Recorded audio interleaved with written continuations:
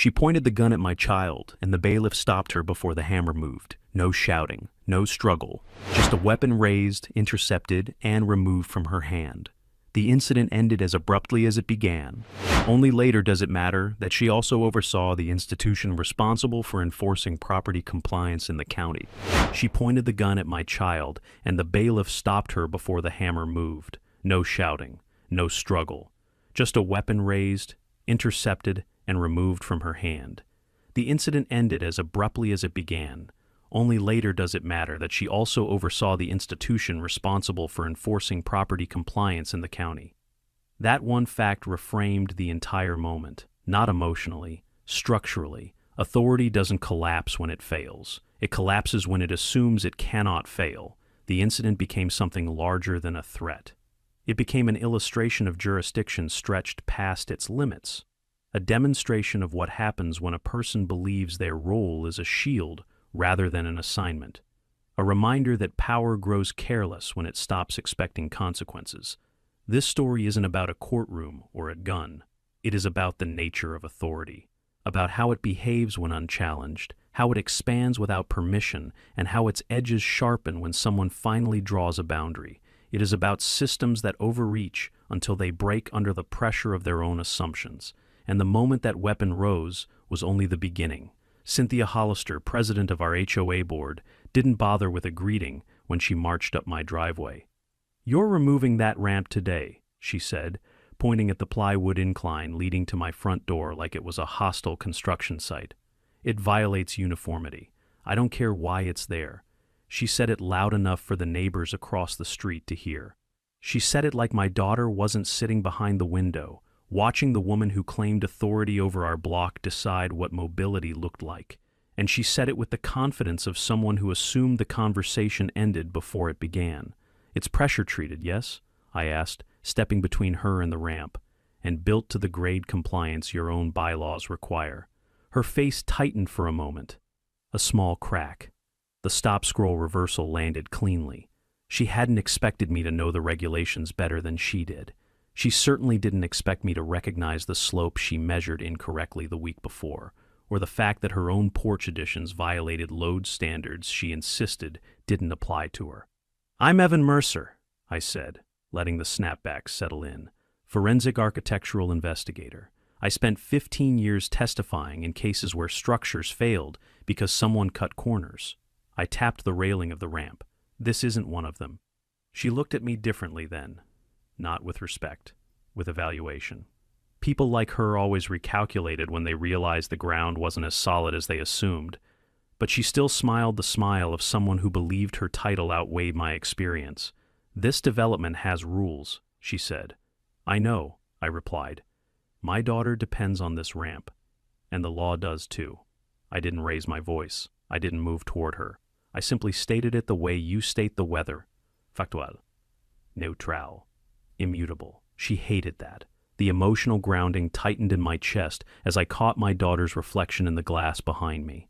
She sat in her wheelchair, hands folded in her lap, watching the woman who decided her independence was an inconvenience to community aesthetics. She had never said it, but I knew the ramp represented more than safety. It represented dignity. And dignity was something I couldn't compromise. Cynthia lifted a clipboard. Daily fines start at midnight. She turned without further argument, walking away like the decision was already archived in the HOA records. Her posture stayed rigid, confident, certain she had the advantage.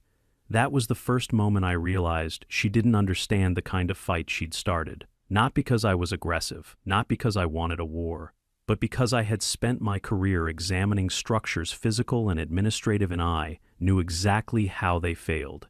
I watched her cross the street, stopping only to speak to a neighbor watering his lawn.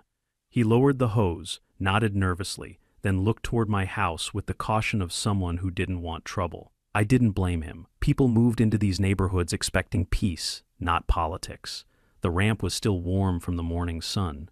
I rested my hand on it, feeling the grain under my palm, feeling the weight of what it meant for my daughter. This wasn't a dispute about wood or slope or paint. This was about control.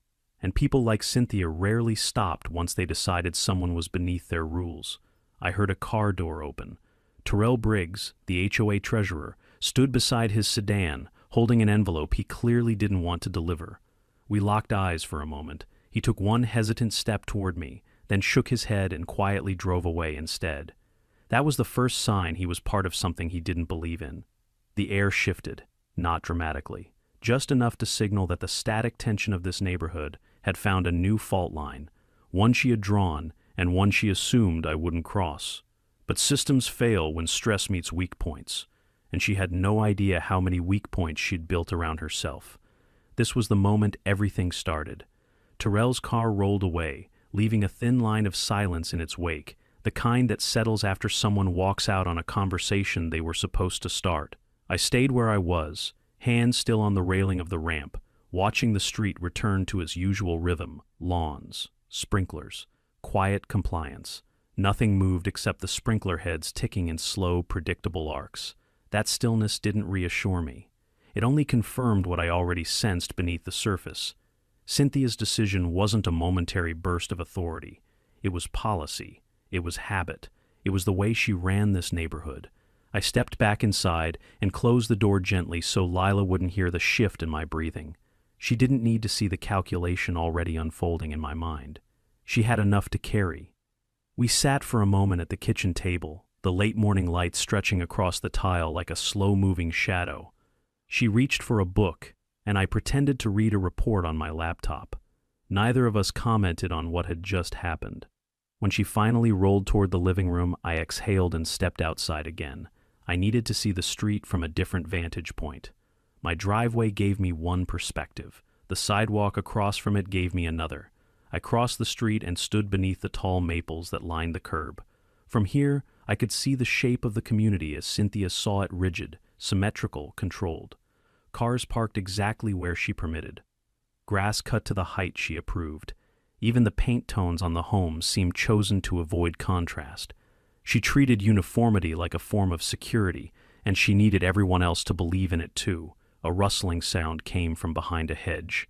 Mr. Hayes, the neighbor with the lawn Cynthia had lectured earlier, peered out and nodded at me with a quiet caution. "She's been on a streak," he said, keeping his voice barely above a whisper. 3 citations this week. 1 for me, 1 for the Petersons, and now you." I didn't push him for details. People living under pressure reveal information in small increments, not confessions. He rubbed the back of his neck and glanced toward Cynthia's house as though expecting her to emerge again. His anxiety wasn't about the ramp. It was about her pattern.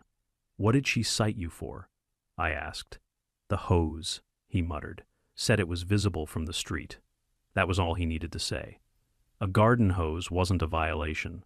A visible hose wasn't a violation. It wasn't about rules. It was about control disguised as regulation. He looked at me with a mix of sympathy and warning, the kind reserved for someone who had unknowingly stepped into deeper water than they realized. I thanked him, and he retreated behind his hedge like someone returning to shelter after a storm he couldn't predict. I stayed where I was, scanning the homes on either side.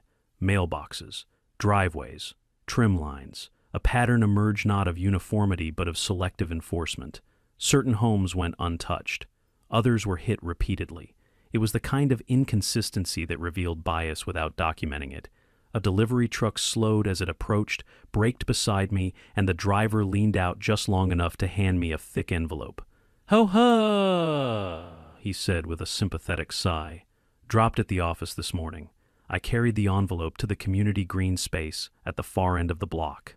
If I was going to read what Cynthia issued, I wanted open air around me, not walls. The green space was mostly empty on weekdays, a wide grassy area with a bench facing a small walking path. I sat and opened the envelope. The violation list wasn't a single notice. It was a sequence. For fineness. 1 formal warning, a threat of a lien pending compliance failure, and a printed photo of the ramp from 3 different angles, each time-stamped as if I had committed a repeat offense. I read the language carefully, scanning the sentences for structural inconsistencies. It was habit, but it was also instinct. People reveal themselves in how they construct authority. Her citations carried a tone of inevitability, as though she assumed no one would question the board's right to dictate access to a disabled child's home. That alone was enough to confirm that this wasn't about aesthetics or community standards. It was about the misuse of enforcement authority, and misuse always left a trail. My phone buzzed. A neighbor I barely knew, someone who rarely spoke, sent a single-line message, "Watch your back. She's not done." I didn't reply. Instead, I looked across the green space toward the row of homes lining the perimeter. Somewhere in that row, behind one of those matching facades, decisions were being made by someone who believed her position offered immunity. But power becomes weakest when it stops expecting resistance. And Cynthia had built her authority on the assumption that no one would challenge her. She was wrong. This was where the real pattern began. The message lingered on my phone as I walked back from the green space, but I didn't answer it. The warning didn't surprise me. What mattered was who had sent it and why they finally broke their silence. That thought carried me up the street toward the community mailboxes, the closest neutral space in Maple Ridge. I needed distance, not from Cynthia, but from the home she controlled. At the bank of metal mail units, I saw Terrell standing there with his hands braced on the aluminum door of an empty box. He wasn't checking mail. He wasn't organizing anything. He was just standing still, shoulders slightly hunched, head dipped forward like someone practicing how to breathe through a situation he didn't know how to solve. The treasurer of the HOA board looked nothing like the confident figure he pretended to be in meetings. He didn't hear me approach until the gravel shifted under my shoes. When he looked up, his eyes flicked toward me and then instantly down again, as if he wasn't allowed to meet my gaze for longer than a second. His fingers tapped against the mailbox door, a rhythmic, nervous pattern like a person tapping through an argument taking place inside his head. That tapping told me more than any statement ever could. "You got the notices," he said quietly, voice barely above the air's movement. His shoulders tightened after he spoke, the way a person tenses when bracing for a reaction they don't want to see. I did. I stopped a few feet away to give him room to choose whether this conversation existed. He didn't step back or turn away. He just kept tapping. Guilt sat behind his posture like a weight he couldn't shift, and every tap seemed to count seconds he wished he could borrow back. He wasn't the kind of man who enjoyed enforcing rules. He was the kind of man who did what he thought he had to do, even when he hated himself for it. He finally pulled his hand away from the metal, flexing his fingers like the cold had stiffened them, though it wasn't cold at all. "She's ramping up," he said. Even he winced at his own choice of words. "She thinks she has to make an example." That admission hung in the air with more gravity than anything he'd said before. His body leaned slightly forward as though the words pulled him off balance. He wasn't defending Cynthia. He wasn't defending the HOA. He was trying to explain something he didn't agree with while still convincing himself he wasn't responsible for it. "Terrell," I said, keeping my tone level, "you don't have to stand behind this." He swallowed hard. His Adam's apple moved sharply, like the action hurt. His eyes drifted toward the row of homes where Cynthia lived. Not openly, not boldly, just enough to show where the tension came from. His hands slipped into his pockets, but even there, his fingers twitched like they were trying to escape his own indecision. "I can't." He didn't finish. He didn't need to. The hesitation said everything. He was torn between the board that relied on his silence and the reality he saw unfolding in front of him. His internal struggle wasn't a subtle thing. It lived in every small movement, every shift of his stance, every half-lifted hand that never fully gestured, every breath he held for too long. I stepped closer, not to pressure him but to break the distance he'd created around himself. "You know this isn't about a ramp," I said. "You've known that since the first fine she made you deliver." His jaw tightened, just once. A small motion, a restrained disagreement with his own inaction. Then he looked up again, and this time he didn't look away. His voice remained quiet, but his shoulders lifted in a brief, reflexive attempt at steadying himself. "I didn't want to deliver the envelope," he said. "But she said if I didn't, she'd bring it herself, and that would make things worse for you." There it was, the confession he hadn't meant to give, the truth he had been trying to hide from both of us. His loyalty wasn't to Cynthia. It wasn't even to the HOA. It was to harm reduction, the smallest form of resistance someone can offer when fear holds the larger choices hostage. I nodded once. "You're in a difficult spot." I didn't add judgment. I didn't add pressure. His struggle was visible enough without commentary. He rubbed his neck again, fingers digging into the base of his skull as if trying to push out a headache. "You should be careful," he murmured. "She's not stopping. Not after today." The statement didn't surprise me. It only clarified what I'd already begun mapping in my mind. This was the moment the fault lines in the HOA structure became visible. And Terrell, intentionally or not, had just revealed where the pressure was strongest. I stepped back toward the walking path. "If you're watching this," I said quietly, "subscribe so you don't miss what comes next. You'll want to see how this unfolds." Terrell didn't reply. He didn't have to. His silence carried the weight of someone who knew the system wouldn't hold much longer. I left the mailboxes and followed the walking path toward the HOA administrative office, the low stucco building tucked between the tennis courts and the community garden. Terrell's silence stayed with me longer than his words. People don't warn you unless they've already decided something is coming. And people don't tremble the way he did unless the pressure around them has grown unbearable. His struggle wasn't a crack in the system. It was the first sign the structure was beginning to bow. The office door was open when I arrived, propped by a small stone with the HOA logo etched into it. The symbol looked official, deliberate, authoritative. It was a piece of branding Cynthia used as if it were a badge of governmental power. Inside, the office smelled like paper and lemon cleaner. The walls were lined with framed policy statements, printed rules she wanted residents to believe were law. Each frame felt like a performance of legitimacy, the kind an insecure authority builds to reassure itself. A volunteer receptionist sat behind the front desk, scrolling through her phone with the bored posture of someone who had learned not to ask questions. She glanced up when I walked in, eyes widening the moment she recognized me. Word traveled fast in neighborhoods like ours. Faster than truth, faster than logic, faster than common sense. "Are you here for the violation review?" she asked reluctantly. "No," I said. "I'm here to understand the record." That made her uncomfortable. Her fingers tightened around the arm of her chair, knuckles whitening. Records go through the board. Through her. Exactly what I expected. I moved to the bulletin board near the entrance, scanning the posted notices, petty rules written in small authoritative fonts. Trash bins must be hidden, basketball hoops cannot remain visible after dusk, exterior decor must match seasonal guidelines approved by the board.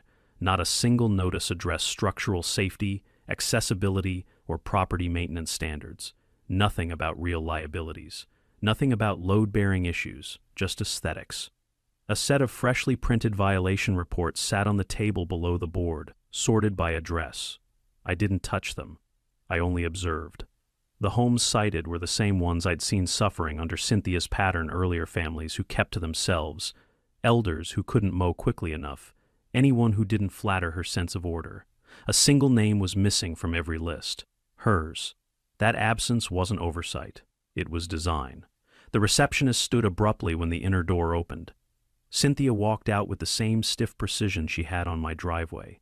She carried a binder this time thick, heavy, filled with documents she believed represented power. When she saw me, she stopped mid-stride, her expression tightening with a quick calculation, not fear, irritation, as if my presence disrupted her script. "You're not permitted back here," she said. "I'm standing in the lobby," I replied. Her grip on the binder shifted. She stepped closer, lowering her voice even though the receptionist was already pretending not to listen. "You're accumulating fines. If you continue resisting compliance, the board will have no choice but to escalate." It was a threat stated as procedure. She spoke it with the confidence of someone convinced her interpretation of the HOA charter was absolute. But authority isn't absolute. It's contextual, and context collapses when scrutiny is applied correctly. She moved past me without waiting for a response, leaving the scent of her perfume and the hollow certainty of someone convinced the system belonged to them. The receptionist avoided my eyes entirely, as if acknowledging me would invite consequences. I stepped back outside into the sunlight, letting the door close behind me with a soft click. From this vantage point, the building looked small, much smaller than the influence it tried to project. Structures like these depend on quiet compliance. Remove the silence, and the facade shrinks to its actual size. Across the parking lot, I noticed the maintenance shed door half open. A man in a reflective vest stepped out holding a new stack of immediate compliance required notices. He glanced at me, hesitated, then lowered the stack slowly. His shoulders slouched with the resignation of someone asked to carry orders he didn't agree with. Not him too, I thought. Another crack. As I watched him walk away, I realized the escalation Cynthia threatened was already in motion. She wasn't issuing notices out of routine. She was issuing them out of fear that her authority might not withstand scrutiny, fear that someone with expertise could expose what she'd sidestepped for years. And that fear made her reckless. Recklessness invites oversight. Oversight invites intervention. And intervention is exactly what my strategy relied on. I left the HOA office knowing the pressure she was applying to the community wasn't sustainable. Pressure doesn't strengthen weak structures. It breaks them. And Maple Ridge, under her leadership, was already full of fractures waiting for weight. This was where the escalation truly began. I walked away from the HOA office with the certainty that Cynthia's escalation wasn't about order or policy. It was about containment. She had built a structure held together by intimidation, selective enforcement, and the assumption that no one in Maple Ridge understood the systems she claimed to manage. But the moment she realized I did, every decision she made shifted from routine to reactive, and reactive decisions always leave traces. To follow those traces, I needed a vantage point that wasn't emotional, wasn't confrontational, and wasn't tied to any of the locations she controlled. The walking path behind her house wasn't enough anymore. I needed a clean external angle, one that allowed me to see the neighborhood the way an inspector would, not a resident. So I headed for the public trail bordering the retention pond beyond Maple Ridge, the one maintained by the county instead of the HOA. It curved just high enough along the hillside to give a broad view of the subdivision: rooftops, additions, extensions, sunrooms, fences. From here, the community looked like a blueprint laid across the landscape, and blueprints are something I understand more deeply than most people understand their own handwriting. I paused at a clearing where the brush opened to reveal a direct line of sight to the back of Cynthia's property. Her sunroom addition stood out immediately, not because it was flashy, but because certain things didn't align with the development's original construction period. The window framing was newer. The roofline intersected the main structure at an angle that didn't match the original load plans. Even the siding tone was a half shade off, meaning it was installed later, likely without architectural oversight. I crouched near the trail fence and studied the structural points the way I did for case assessments years ago. The column spacing was irregular. The pitch of the roof suggested an altered truss, and the gutter alignment on the west side dipped in a way that hinted at settling. A permitted structure would never have been approved with that imbalance. A permitted structure would have required soil compaction reports. A permitted structure would have left a paper trail. This one didn't. Her weapon wasn't rules. It was the belief that no one would ever ask questions. She was right until now. A jogger passed behind me, giving a polite nod. I kept my focus on the property lines, mentally mapping the likely load paths and checking them against what the original development record should have shown. If she ignored city inspection protocols and the signs suggested she had, then her addition wasn't just a violation. It was a liability big enough to trigger mandatory intervention from the county. That was my leverage. The first real step in the victory strategy. Because outside authority doesn't step in for petty neighborhood disputes. They step in for structural risk, for unpermitted modifications, for liability exposure that affects more than one home. And Cynthia, thinking she was untouchable, had built the perfect reason for them to appear. I took photos not of her home, but of the general layout, the angles, the surrounding slopes. Nothing invasive, nothing that belonged to the HOA. Everything from public land, everything for technical comparison. The kind of documentation that spoke in codes and numbers, not suspicion. A low hum carried from a nearby transformer, blending with the quiet of the pond. I took a breath and rose, brushing dirt off my palms. As I shifted position, I noticed a man walking his dog along the opposite trail. He slowed for a moment, glanced between me and the cluster of homes below, then continued without comment. But the hesitation told me something important. Residents were watching now, not out of fear, out of curiosity. And curiosity is the first step toward recognizing inconsistencies. I moved along the path until the view shifted toward the cul-de-sac where 3 homes had recently resurfaced their driveways. Their permits would be in county logs publicly accessible. If their projects were recorded and hers wasn't, the contrast would speak louder than any complaint form. Halfway back toward the trailhead, my phone buzzed. Another text. This one from a number I didn't recognize. If she sends you another notice, check the dates. No explanation. No signature. Just a clue. And people don't send clues unless they want the truth to surface. I pocketed the phone and stepped onto the gravel ramp leading to the small overlook deck the county built above the pond. The boards creaked beneath my feet, not from age, but from temperature shift. Structures speak when you know how to listen, and Maple Ridge was starting to speak in ways Cynthia couldn't silence. The sun slid behind a thin veil of clouds, dimming the houses below into a muted palette. I rested both hands on the railing, letting the weight of what I'd uncovered settle into something actionable. This wasn't speculation anymore. This was documentation. This was expert observation. This was the start of a chain reaction she couldn't erase. Before leaving, I spoke quietly into the air, recording a note on my phone. If you're following this, hit subscribe so you see how the truth unfolds when systems finally get tested. Then I turned toward home, ready for the next crack to appear. I left the overlook and made my way back toward the neighborhood, the gravel crunching under my shoes like a slow metronome, counting down to the moment the structure Cynthia built would inevitably give way. The evidence on my phone wasn't dramatic, but it didn't need to be. Structural inconsistencies rarely announce themselves loudly. They sit quietly, waiting for the right kind of scrutiny. And scrutiny was exactly what I intended to bring. By the time Maple Ridge came back into view, the sky had shifted to a flat gray, the kind that makes every corner look sharper, every angle clearer. I crossed the community entrance and headed straight for the playground, another neutral zone in the subdivision, far from the HOA office and far from Cynthia's line of sight. Kids weren't out today. A swing moved slightly in the wind, chains clicking softly, and for a brief moment the space felt suspended, like the entire neighborhood was holding its breath. I sat on one of the benches facing the small slide and opened my phone again, reviewing the images I'd captured from the county trail. The framing, the pitch, the settling every detail pointed toward the same conclusion. Her sunroom addition wasn't just unpermitted, it was unstable, a risk to her home. And by extension, a risk to the contiguous structures adjacent to it. Liability is never isolated in developments like this. It spreads, and liability spread fast.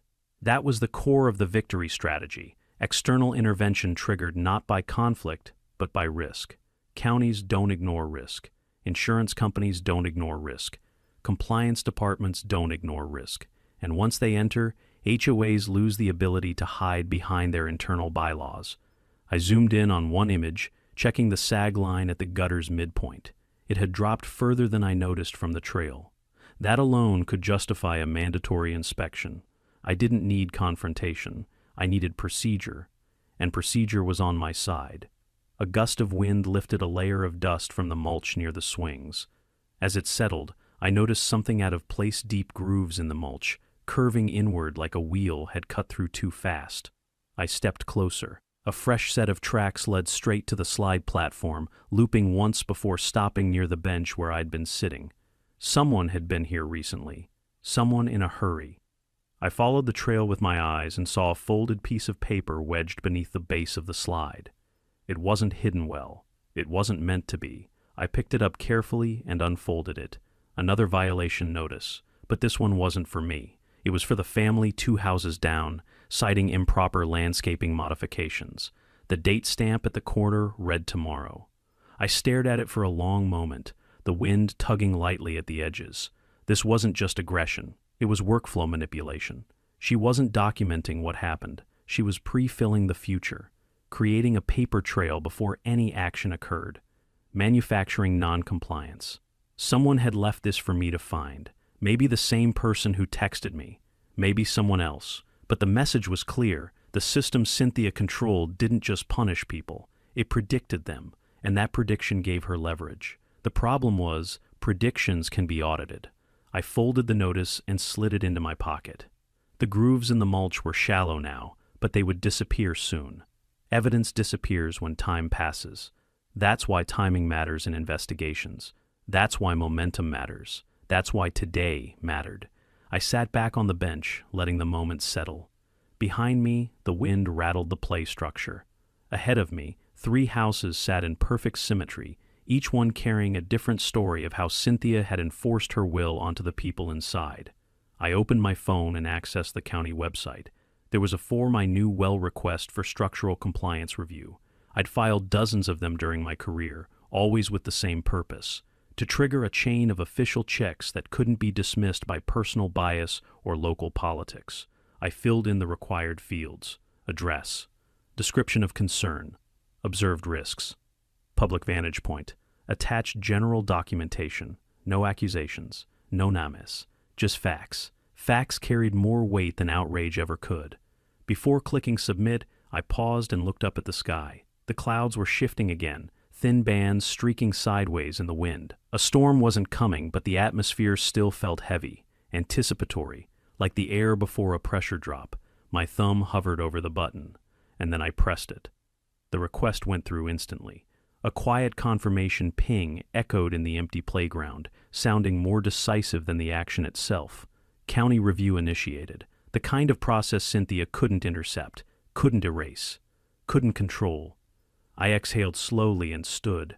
This wasn't the final step, but it was the first one she couldn't undo. I walked out of the playground and followed the sidewalk toward the community garden, the one place in Maple Ridge that Cynthia rarely monitored. It sat at the far end of the subdivision where the HOA's authority thinned, replaced by a quiet cluster of planter boxes and a small tool shed painted a fading shade of green. People came here to breathe, to be human without being observed, and today someone was already there. Terrell stood beside the largest planter, his back to me, shoulders rounded as if carrying something heavier than soil. His hands were pressed against the wooden edge, fingers gripping the slat so tightly the tips had gone pale. When he heard my steps, he didn't straighten. He didn't turn. He only spoke a faint, exhausted, "I figured you'd show up here." I stopped a few feet behind him. "You left the violation under the slide?" He didn't answer right away. His breathing hitched a small, uneven pull like his body was fighting itself. When he finally released the planter box and turned toward me, his eyes were rimmed with the kind of strain you only see in people who've been balancing 2 versions of themselves for too long. His gaze flicked toward the shed door, then back to me. "You need to understand something," he said quietly. "This garden, it wasn't a project. It was supposed to be therapy." He swallowed hard. "My wife planted that tree over there during her last round of remission." He nodded toward the far corner where a small pear tree stood, thin branches swaying gently in the breeze. It wasn't tall. It wasn't impressive, but it carried a quiet reverence, the kind that comes from memory instead of age. "She passed last winter," he added. "And the board, they voted to remove the tree. Said it broke the landscaping symmetry." His jaw tightened. I begged Cynthia to spare it, just that one thing. She said grieving didn't exempt anyone from standards. A long silence followed. The wind moved through the leaves with a sound like soft static. He didn't look up. He didn't need to. The confession wasn't about pity. It was context, his compliance, his fear, his hesitation. All of it traced back to the moment he realized that nothing in this community, nothing personal, nothing sacred was off limits to her authority. "I didn't leave the violation notice under the slide," he said after a moment, "but I know who did." He finally lifted his head, and for the first time since I'd met him, his eyes held both defiance and resignation. "People think the board is united. It's not. We're fractured, quietly. No one says it out loud because everyone's terrified of becoming the next target." He stepped closer, lowering his voice even though we were alone. "I've watched you handle this with more calm than she deserves, and I can't keep pretending I don't see what she's doing." He reached into his jacket, pulling out a folded sheet of paper. His hand shook not from fear of me, but from the internal conflict tearing through him. "This is the contractor invoice for her sunroom," he said. "It's not supposed to exist. The board never approved the addition. She never filed it with the county. She paid cash, under the table. I didn't take it. I didn't need to. The information alone was enough to advance the chain reaction I'd already started. If you hold on to it, she'll know it came from you," I said. He nodded. "I know. That's why I'm not giving it to you. I'm just telling you." His shoulders sagged with relief, the kind that comes from finally choosing a side even if that choice carried consequences. Terrell walked toward the pear tree and rested his hand on the trunk, thumb brushing the bark with the tenderness of someone who still spoke to memories. When the board ordered it removed, she insisted it was dead weight. But it was the only thing my wife planted before her final decline. I couldn't stop them. He swallowed hard. I didn't fight hard enough. I stepped beside him. You're fighting now. He let out a breath that trembled at the edges. She's going to push harder before she breaks. You need to be ready. I am. He shook his head. Not for you. For your daughter. He glanced toward the street. Cynthia doesn't lose quietly. And she's already told the board she intends to make your ramp the example she never made of mine. His confession wasn't just a transfer of information. It was an indictment of what fear had done to this neighborhood, to him, to his wife's memory. He stepped back, wiping his palms on his jeans. If anyone asks, we didn't talk. We did, I said, just not about the board. He managed a faint, weary smile. Good. As he walked away, the garden felt heavier, grounded by the quiet testimonies people left behind in the soil. And now the structure Cynthia built had another fracture, one that couldn't be patched. This was the moment the community began shifting without her permission. Terrell's footsteps faded down the garden path, leaving the quiet rustle of leaves and the soft hum of distant traffic. His confession lingered in the air long after he disappeared around the corner. The invoice, the sunroom, the cash payment, the tree his wife planted each piece, shifted the structure of this conflict into something larger than selective enforcement. This wasn't just abuse of authority. It was concealment layered over negligence, protected by fear. I left the community garden and walked toward the cul-de-sac where my house sat, but instead of heading home, I crossed the street to the small covered pavilion beside the mailbox cluster. It was empty this time, sheltered from direct view of any home, and neutral enough for me to think. The pavilion's metal roof pinged occasionally as the temperature changed, the kind of subtle structural sound I'd learned to interpret long before I learned how to speak in courtrooms. I needed to consolidate everything I knew, everything I'd seen, everything said in whispers or revealed through body language. Victory in this kind of conflict never came from confrontation. It came from sequence, pattern, procedure, and now the pattern was clear. The first step was to render everything into structure. I set my phone on the tabletop and opened a new document, treating Maple Ridge as if it were one of the forensic cases I used to analyze professionally. My training wasn't dramatic. It wasn't heroic. It was procedural. And procedural thinking exposed the truth regardless of how loudly someone insisted otherwise. I listed the elements: unpermitted construction cash payment, unknown contractor, no soil compaction records, no inspection filings, visible structural imbalance, gutter sag column, misalignment, HOA president involvement, predated violation notices, witness statements, pattern of selective enforcement. Each line built a picture of liability, not personal grievance, not revenge. Liability. And liability, when documented well, moved the county faster than any complaint about unfair treatment. I saved my notes and opened the county's engineering code portal. It was second nature. Roof loads, span radius, structural deviation allowances. I plugged in my observations and ran a rough stability calculation, not to diagnose but to determine if the issues crossed the threshold that flagged mandatory review. They did. Easily. The pavilion creaked again as a breeze moved through, and I glanced down the street to make sure no one was watching. People were staying indoors today. That wasn't coincidence. Cynthia's campaign to restore uniformity always came with an unspoken instruction: keep your head down, don't get involved. But silence isn't compliance when it's informed. Silence becomes preparation. I stood and walked toward the edge of the pavilion where the sidewalk met the street. From here, the entire row of homes curved like a diagram. The 3 homes adjacent to Cynthia's property were structurally interconnected, shared subsurface conditions, shared drainage paths, shared slope pressures. If her addition failed, even partially, the resulting shift could damage them too. County inspectors didn't ignore risks that spread. And risks that spread triggered intervention the HOA couldn't block. I took one more slow walk through the block, capturing general photos not of individual homes, but of lot grades, slopes, and drainage patterns. This wasn't surveillance, it was context, objectivity, documentation for experts, not neighbors. By the time I returned to the pavilion, my phone buzzed with a single notification. County review request received, followed by a second, assigned to Inspector Dana Kincaid. Progress. Quiet, procedural progress. I exhaled, letting the confirmation settle into the plan. This wasn't fast. It wasn't dramatic. It wasn't meant to be. It was structural inevitability. The kind of inevitability that made collapses not emotional but mathematical. As I packed up my things, a jogger slowed near the pavilion, glancing at me with the cautious curiosity I'd come to recognize. "Saw Cynthia driving around earlier," he said. "She looked tense." Tense meant pressure was working. I nodded without speaking. He continued on, and I stepped onto the sidewalk, starting the walk back home. With every step, the next phase aligned itself. Expert involvement, official review, documented risk.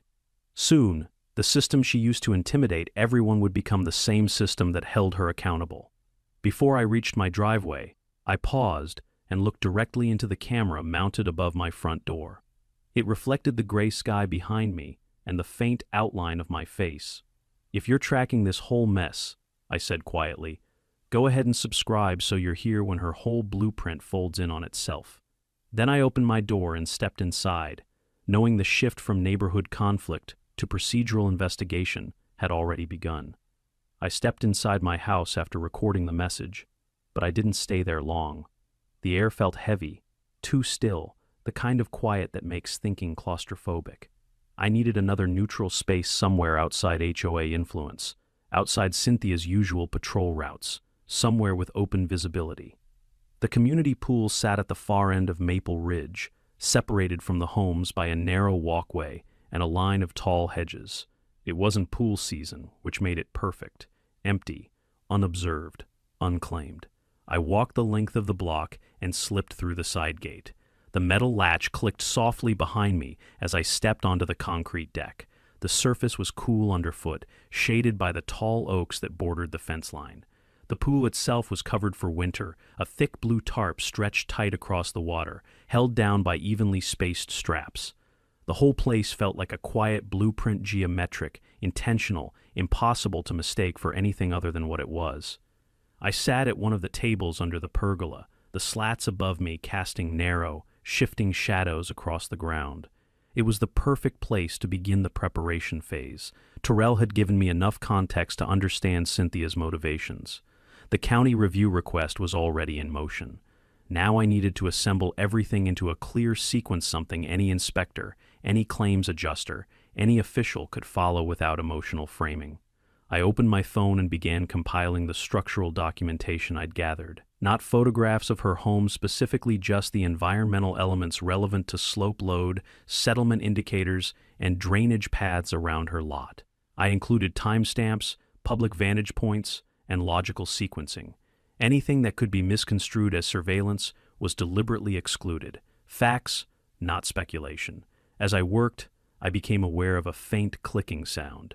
I lifted my head. A pool maintenance worker stood at the far end of the deck, adjusting a loose tile near the steps. He wasn't part of the HOA. He worked for the property management company contracted by the county. He glanced up when he noticed me, then nodded politely. "You the homeowner with the ramp situation?" he asked without judgment. "I am," I said. He crouched again, pressing the tile back into alignment. "Saw her yelling at one of the gardeners last week. Told him the hedges were a quarter-inch too tall." He shook his head slowly. "People like that always make problems where they don't need to exist." His comment wasn't meant as intel, but it fit the pattern. Unchecked authority behaves predictably. It expands. It isolates. It collapses. What mattered now was ensuring there was enough factual clarity for outside authorities to recognize exactly what role she played in that collapse. I continued compiling the data. Soil grading, settlement signs, misalignment indicators. Everything from Part 5 assessment now had a place within the larger framework. I added a small note about the predated violation. Terrell indirectly connected me to not as accusation, but as documentation of procedural irregularity. A sudden gust of wind lifted one corner of the tarp, snapping it against the strap.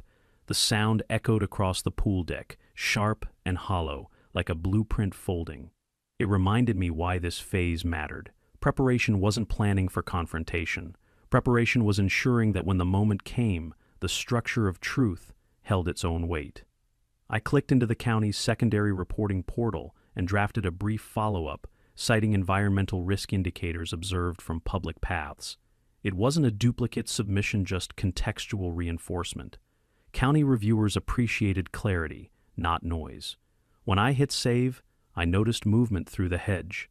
A couple from the neighborhood walked by, speaking in low voices.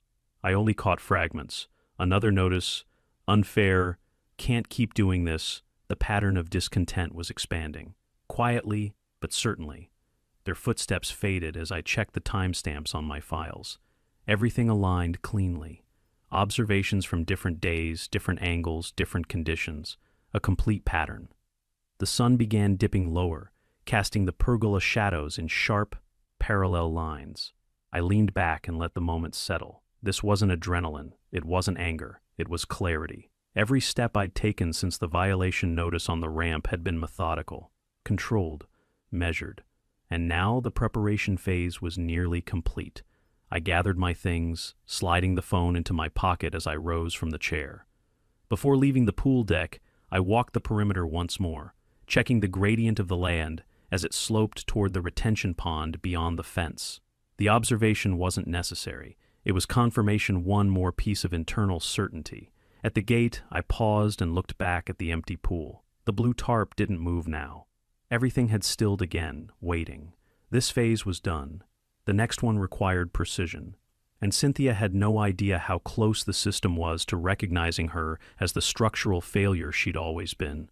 I opened the gate, stepped onto the walkway, and let it close behind me with a soft click. The preparation was complete. The gate closed behind me with a soft metal click, and I followed the walkway out of the pool area, letting the quiet stretch as long as it needed. The preparation phase was finished. Everything gathered, everything documented, everything aligned. Now the strategy shifted from building the structure to positioning it, and for that, I needed to be precisely where the county expected me to be. The courthouse annex lobby, early, visible, waiting. The next morning I drove across town, the roads still empty from the last pull of winter. The county administration building stood ahead with its glass entryway reflecting a dull gray sky. I parked in the visitor lot and walked toward the entrance, the cold biting at my knuckles. This was the same building Cynthia believed belonged to her, the same place where she expected her authority to carry. But authority built on assumption doesn't survive contact with real jurisdiction. I stepped inside, passed through security, and entered the lobby. The space smelled faintly of floor polish and old air vents. Rows of chairs lined the wall beneath a set of framed county maps. A clerk sat behind a glass window, sorting papers with the detached rhythm of someone who had seen every version of conflict and processed each one the same way. I took a seat near the center of the room where anyone walking in would see me. The county inspector, Dana Kincaid, was scheduled to review the documentation today. Not on my request alone, but because structural risk triggered internal protocols that moved faster than personal disputes. I hadn't forced anything. I'd only illuminated what already existed, and visibility alone was enough for the system to react. A bailiff walked through the lobby, clipped steps, eyes forward. He didn't look at me, but he paused near the double doors leading to the hearing room, checking the hinges before he continued on. Routine, not recognition. But it still told me what I needed to know. The building worked on procedure, not personality. Cynthia's influence ended at the property line of Maple Ridge. I pulled out my folder not because I needed to review it, but because I wanted it ready: the structural notes, the slope photos, the gutter sag indicators, the summary of risks.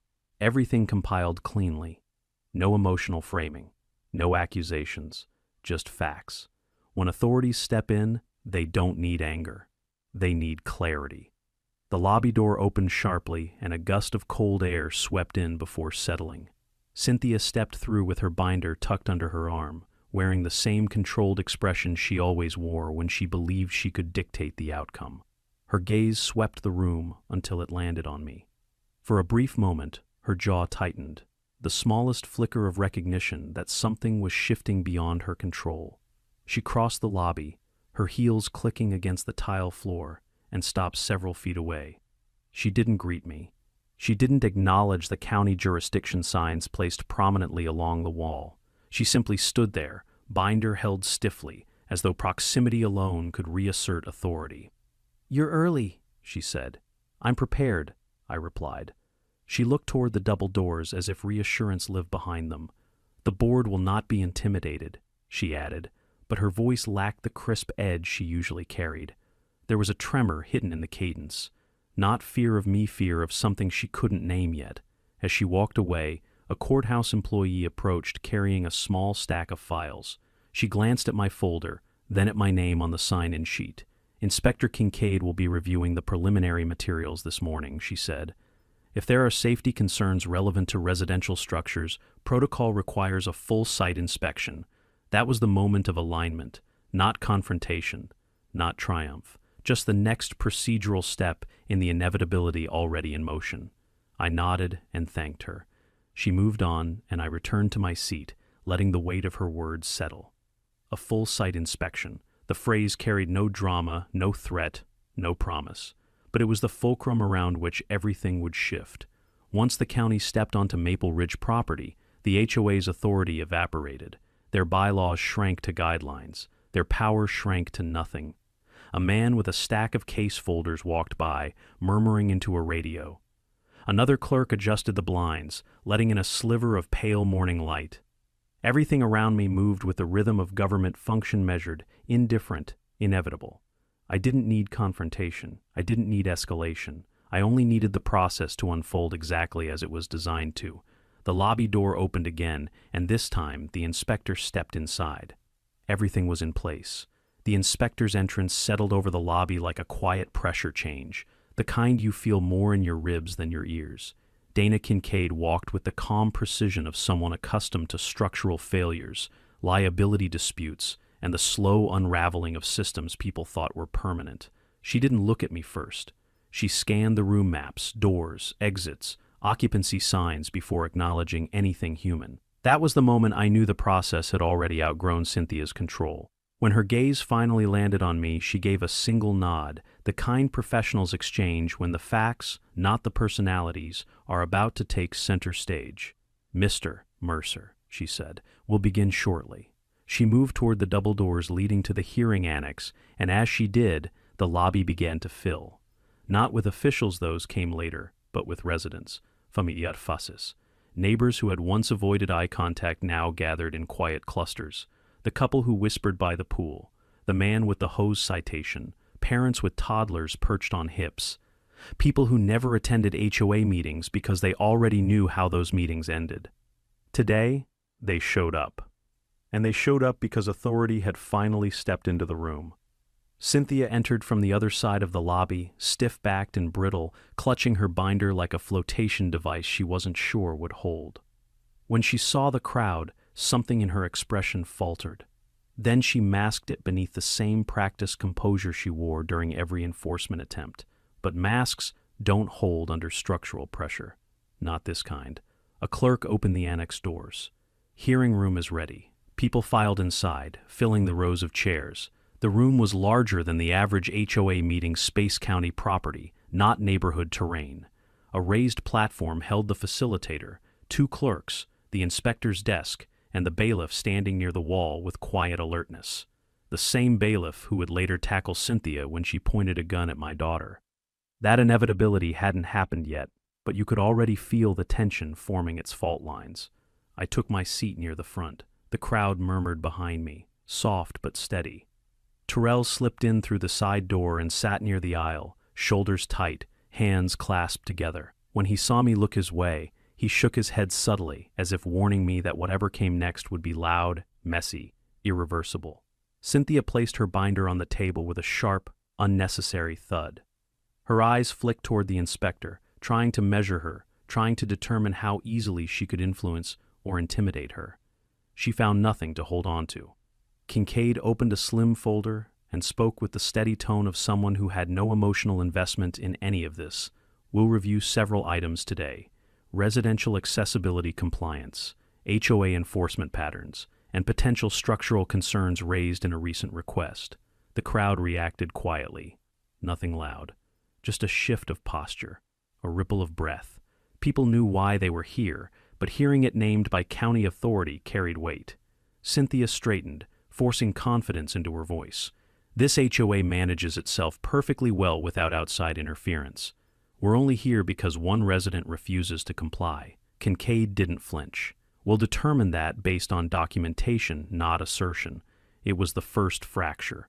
Small, surgical, clean. The clerk invited Cynthia to present first. She stood and flipped open her binder, revealing a stack of violation notices printed on bright white paper. She spoke with clipped precision, reciting dates, citations, fines, everything she believed proved authority. But the crowd murmured again when they noticed something she hadn't intended to highlight. The dates didn't line up. Some were out of order. Some were issued before the alleged infractions. Some were duplicated. People shifted, whispering, recognizing inconsistencies they'd never had the chance to examine collectively.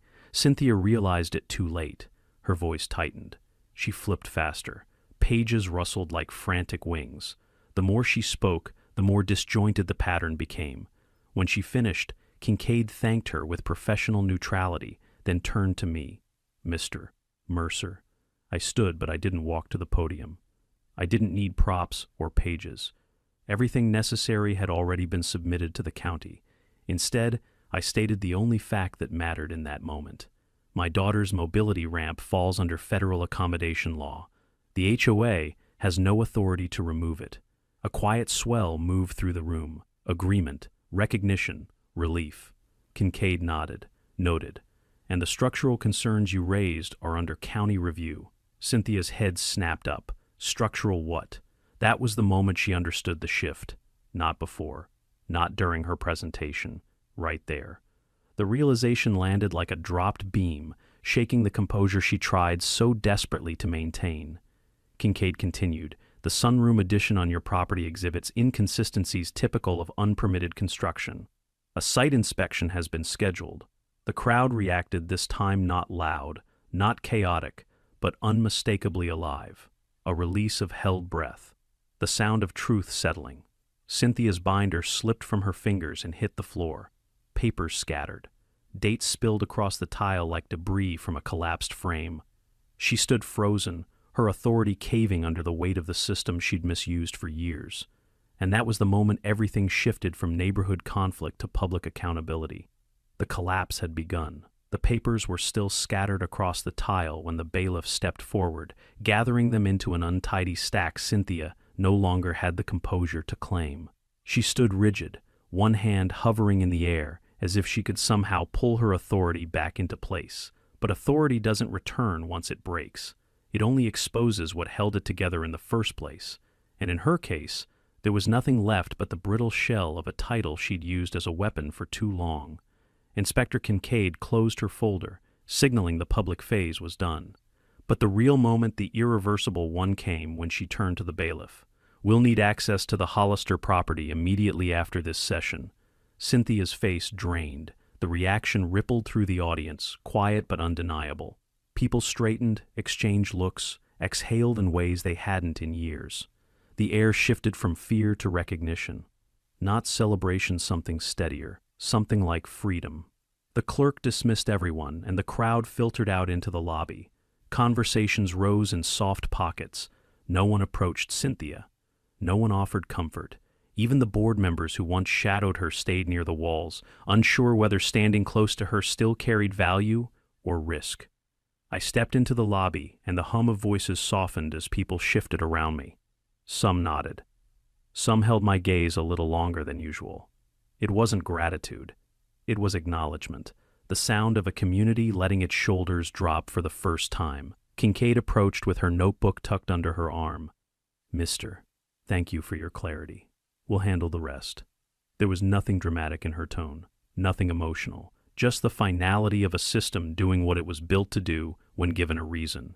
She walked toward the exit where the bailiff waited with 2 deputies assigned to accompany her to Maple Ridge. Cynthia trailed behind them, binder clutched against her chest now as if it were a shield.